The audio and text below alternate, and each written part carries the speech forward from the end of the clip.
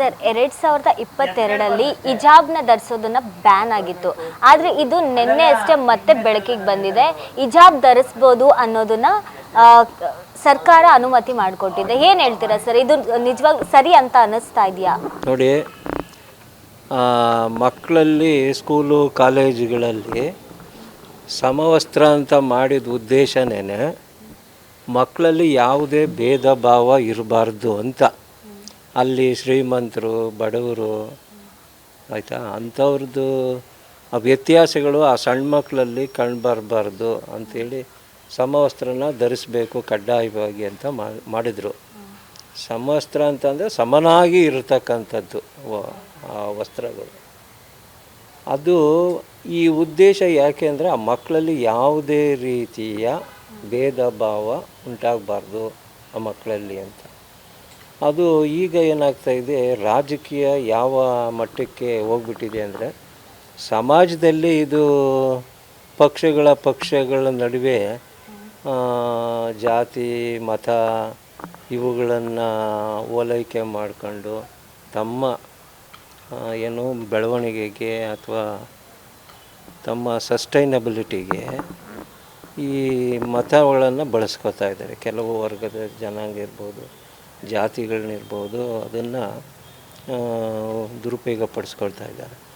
ಅದು ಯಾವ ಮಟ್ಟಕ್ಕೆ ಹೋಗ್ಬಿಟ್ಟಿದೆ ಅಂದರೆ ಈಗ ಇತ್ತೀಚಿನ ದಿನಗಳಲ್ಲಿ ಸ್ಕೂಲ್ಗಳು ಕಾಲೇಜುಗಳು ಮಟ್ಟಕ್ಕೂ ಆ ಮಕ್ಕಳಲ್ಲೂ ಸಹ ಇದನ್ನು ಈ ಒಂದು ವಿಷ ಬೀಜವನ್ನು ಬೀರುವಂಥ ಪ್ರಯತ್ನ ಮಾಡ್ತಾಯಿದ್ದಾರೆ.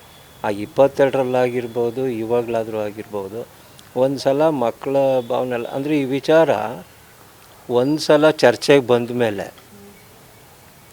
ಅದನ್ನು ಇವರು ಚೇಂಜ್ ಮಾಡೋದು ಇನ್ನೂ ದೊಡ್ಡ ತಪ್ಪಾಗಿಬಿಡುತ್ತದೆ.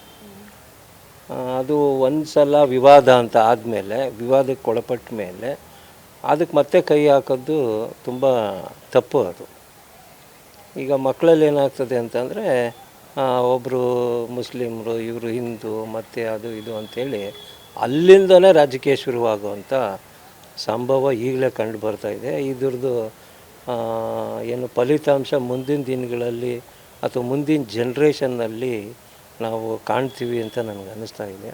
ಇದು ಮಾಡಿದ್ದು ಒಟ್ಟಾರೆ ಹೇಳಬೇಕು ಅಂತಂದರೆ ಇದು ತಪ್ಪು, ಮಾಡಬಾರ್ದಾಗಿತ್ತು ಅಂತ ನಾನು. ಮುಸ್ಲಿಮರಿಗೆ ಹಿಜಾಬ್ ಧರಿಸೋದನ್ನು ಅನುಮತಿ ಮಾಡಿಕೊಟ್ಟಿದ್ದಾರೆ, ಆದರೆ ಕೇಸರಿ ಶಾಲೆಗೆ ಯಾಕೆ ಅನುಮತಿ ಮಾಡಿಕೊಟ್ಟಿಲ್ಲ?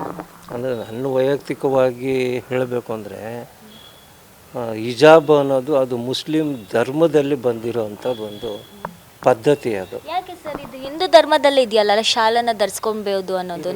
ಹಿಂದೂ ಧರ್ಮದಲ್ಲಿ ಕೇಸರಿ ಅಂತ ಏನಿಲ್ಲ. ನಮ್ಮದಲ್ಲಿ ಯಾವುದು ವಸ್ತ್ರಗಳ ಬಗ್ಗೆ ಇದೆ ಅಂತ ಹೇಳ್ಬಿಟ್ಟು ಹಿಂದೂ ಧರ್ಮದಲ್ಲಿ ಇಲ್ಲ.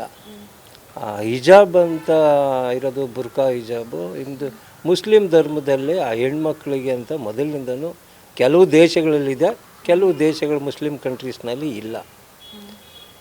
ಕಾನ್ಸ್ಟಿಟ್ಯೂಷನ್ ಏನು ಹೇಳುತ್ತೆ, ಅವ್ರವ್ರ ಧರ್ಮಕ್ಕೆ ಅವರು ಸ್ವತಂತ್ರರು, ಅವರು ಫ್ರೀಡಮ್ ಇದೆ ಅವ್ರಿಗೆ, ಅವ್ರ ಧರ್ಮನ ಅವ್ರು ಆಚರಣೆ ಮಾಡ್ಕೋಬೋದು ಅಂತ ಇದೆ. ಆ ಸ್ವತಂತ್ರ ಅಂತಕ್ಕಂಥದ್ದು ಸಮಾಜದಲ್ಲ, ಅವರು ಮನೆ ಒಳಗಡೆ ಅವರು ಮತ್ತು ಅಥವಾ ಅವರು ಮಸೀದಿ ಇರ್ಬೋದು, ದೇವಸ್ಥಾನ ಇರ್ಬೋದು, ಮನೆ ಒಳಗಡೆ. ಪಬ್ಲಿಕ್ಕಿಗೆ ಅಂತ ಬಂದಾಗ ಇಲ್ಲಿ ಎಲ್ಲ ಒಂದೇ. ಇದರಲ್ಲಿ ಯಾವುದು ವ್ಯತ್ಯಾಸ ಅಂತಲೇ ಕಂಡು ಬರಬಾರ್ದು.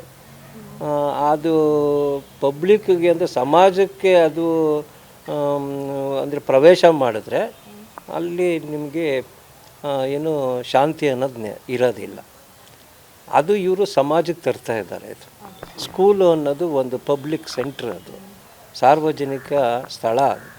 ಸಾರ್ವಜನಿಕ ಸ್ಥಳದಲ್ಲಿ ಯಾವುದೇ ಧರ್ಮನ ಅಲ್ಲಿ ಹುಟ್ಟಾಕಂಗಿಲ್ಲ, ಯಾವ ಧರ್ಮಕ್ಕೆ ಪ್ರಾಮುಖ್ಯತೆ ಕೊಡೋಂಗಿಲ್ಲ, ಎಲ್ಲ ಧರ್ಮ ಒಂದೇ ಇರಲಿ. ಸೊ ಅದು ಇವರು ಆ ದಿಕ್ಕಿನಲ್ಲಿ ನೋಡಿದ್ರೆ ಅವ್ರಿಗೆ ಸ್ವತಂತ್ರ ಇದೆ. ಕಾನ್ಸ್ಟಿಟ್ಯೂಷನ್ ಪ್ರಕಾರ ಸಂವಿಧಾನದಲ್ಲಿ ಅವಕಾಶ ಇದೆ.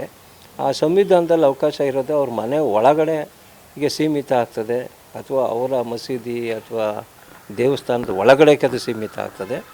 ಸಾರ್ವಜನಿಕ ಸ್ಥಳಗಳಿಗೆ ಅದನ್ನು ಪ್ರವೇಶ ಮಾಡಬಾರ್ದು. ಇವರು ಅನುಮತಿ ಕೊಡಬಾರ್ದಾಗಿತ್ತು. ದುರಂತ. ಕೊನೆಯದಾಗಿ ಹೇಳಕ್ಕೆ ಇಷ್ಟಪಡ್ತೀರಾ? ಯಾವ ವಿಚಾರದಲ್ಲಿ? ಇದೇ ವಿಚಾರದಲ್ಲಿ ಅದೇ ದಿಕ್ಕು ಈಗ ಈ ರೀತಿ ಮಾಡ್ತಾ ಇದ್ರೆ ಈ ಮುಸ್ಲಿಮ್ಸರು ಇವಾಗ ಒಂದಷ್ಟು ನೀವು ಮುಸ್ಲಿಮ್ಸ್ದು ಹಿಂದೂ ಅನ್ನೋ ಪ್ರಶ್ನೆ ಈಗ ಬರ್ತಾ ಇಲ್ಲ. ಇತ್ತೀಚಿನ ದಿನಗಳಲ್ಲಿ ಅದು ಜಾಸ್ತಿನೇ ಇದೆ. ಜಾಸ್ತಿ ಆಗ್ತಾ ಇದೆ. ಯಾಕೆ ಅಂತ ಹೇಳಿದ್ರೆ ಈ ಮುಸ್ಲಿಮ್ರೇನು ಇವತ್ತಿನಲ್ಲಿ ಬಂದವರೇನಲ್ಲ ಹೊರಗಡೆಯಿಂದ.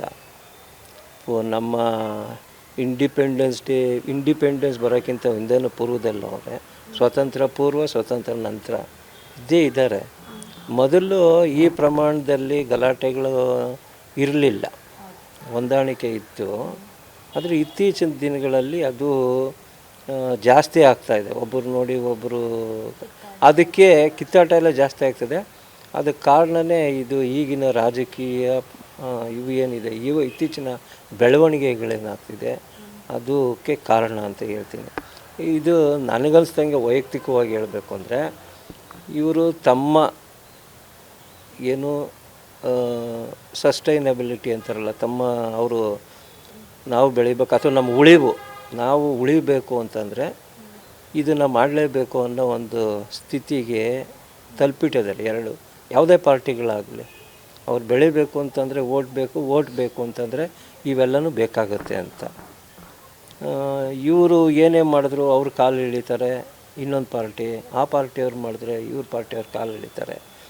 ಇದು ಬರೀ ಪಾರ್ಟಿಗಳ ನಡುವೆ ಇರುವಂಥ ಕಿತ್ತಾಟನೇ ನಡೀತಾ ಇದೆ. ದೇಶದ ಉದ್ಧಾರ ಅಥವಾ ಬೆಳವಣಿಗೆ, ಎಜುಕೇಷನ್ ಆಗಿರ್ಬೋದು, ಹೆಲ್ತ್ ಸೆಕ್ಟರ್ ಆಗಿರ್ಬೋದು, ಎಂಪ್ಲಾಯ್ಮೆಂಟು ಆಗಿರ್ಬೋದು, ಇದಕ್ಕೆ ಒತ್ತು ಏನು ಕೊಡ್ತಾಯಿಲ್ಲ. ನೀರಾವರಿ ಆಗಿರ್ಬೋದು, ಅಂದರೆ ದೇಶದ ಹಿತಾಸಕ್ತಿ ಅದ್ರ ಬಗ್ಗೆ ಯಾರು ಚರ್ಚೆ ಮಾಡ್ತಾನೇ ಇಲ್ಲ. ಅದ್ರ ಬದಲು ಇವ್ರು ಏನು ತಪ್ಪು ಮಾಡ್ತಾರೆ ಅಂತ ಅವ್ರು ಕಾಯ್ತಾರೆ, ಅವ್ರೇನು ತಪ್ಪು ಮಾಡ್ತಾರೆ ಅಂತ ಇವ್ರು ಕಾಯ್ತಾ ಇದ್ದಾರೆ. ಮತ್ತು ಅದು ಹಾಳಾಗಿ ಹೋಗಲಿ ಅಂದರೆ ಈ ನ್ಯೂ ಜನ್ರೇಷನ್, ಮುಂದಿನ ನಮ್ಮ ಪ್ರಜೆಗಳು ಯಾರು ಅಂತಿದ್ದಾರೆ, ಮಕ್ಕಳು, ಆ ಮಕ್ಕಳಲ್ಲಿ ಈ ಒಂದು ರಾಜಕೀಯನ ಹುಟ್ಟಾಕ್ತಿದ್ದಾರಲ್ಲ, ಅದು ದೊಡ್ಡ ದುರಂತ. ನನ್ನ ಪ್ರಕಾರ ಈಗಿನ ಪಾರ್ಟಿಗಳು ಏನು ಎಲ್ಲ ಹೋಗಿ ಒಂದು ಹೊಸ ಪಾರ್ಟಿ ಹುಟ್ಕೊಳ್ಬೇಕು.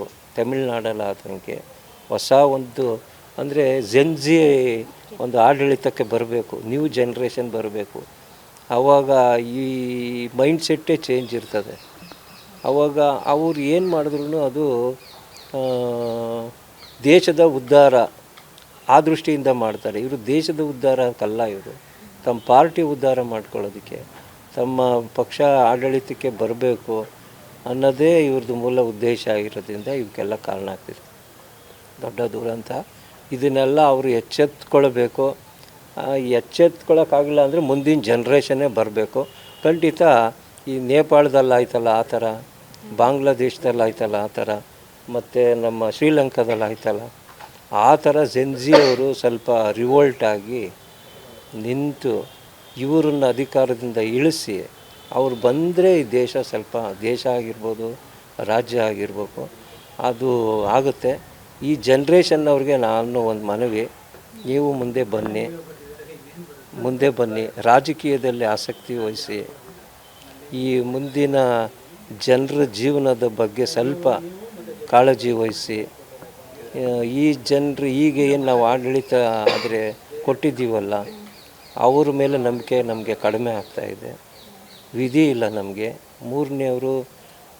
ಮೂರನೇ ಪಕ್ಷ ಅಥವಾ ಯಾರಾದರೂ ಮುಂದೆ ಬರಬೇಕಾಗಿದೆ.